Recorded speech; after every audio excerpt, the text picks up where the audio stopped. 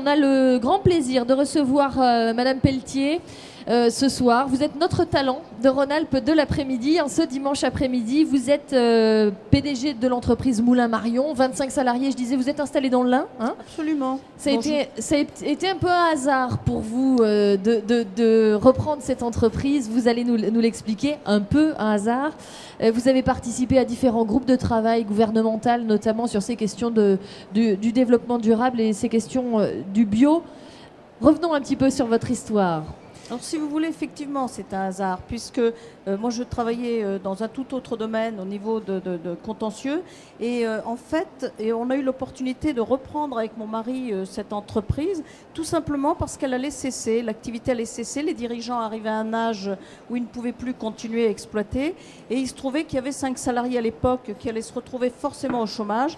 On a fait le choix à ce moment-là de changer de métier l'un et l'autre et de racheter cette entreprise aux actionnaires et de partir sur un développement qui était un petit peu différent, puisqu'on a eu à ce moment-là l'opportunité de rencontrer des personnes du groupe Le Maire Boucher qui étaient des pionniers en agriculture biologique et d'embaucher un ingénieur agronome qui nous a appris ce métier de la bio. Avant cela, dans l'entreprise qui fabrique des farines, hein, c'est ça? Farine panifiable et alimentation animale en bio. Et alimentation animale en bio. Avant cela, il n'y avait pas d'ingénieur qualité? Il n'y avait pas du tout d'ingénieur agronome dans l'entreprise. Il n'y avait pas, bien évidemment, d'ingénieur qualité, parce que ce sont quand même des métiers plus récents, hein, tout ce qui touche à la qualité dans l'entreprise. Et ça nous a permis justement de modifier un petit peu cette perception de la petite structure où on travaillait un petit peu sous forme artisanale. Et là, du coup, ça nous a permis d'avoir une ouverture un petit peu différente en disant, on a beau être dans des petites entreprises, on a aussi besoin de gens qui ont des connaissances, on a besoin de développer d'une façon un petit peu différente et on a besoin des talents extérieurs pour faire avancer une équipe complète, quoi. L'entreprise était bio avant que vous ne la repreniez?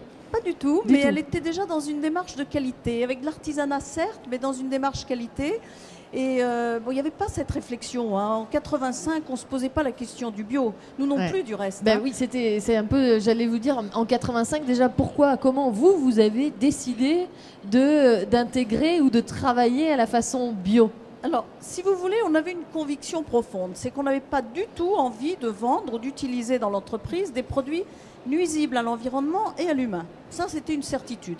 Mais à partir de là, on ne savait absolument pas ce qu'était l'agriculture biologique, on ne savait pas comment on pouvait s'y prendre.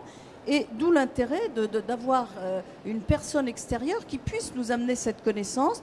Et puis, en fait, on a développé ça en partenariat avec des agriculteurs, avec des personnes qui n'avaient pas forcément cette connaissance, mais qui avaient une petite réflexion aussi dans leur vie et qui avaient envie de modifier leur façon de travailler. Quelle a été votre formation à vous, Maria Pelletier? Alors, si vous voulez, c'est un petit peu complexe, hein. D'abord, je suis arrivée à un âge un peu avancé par rapport aux études. J'avais 9 ans lorsque je suis arrivée en France. Oui. Vous êtes originaire d'Espagne?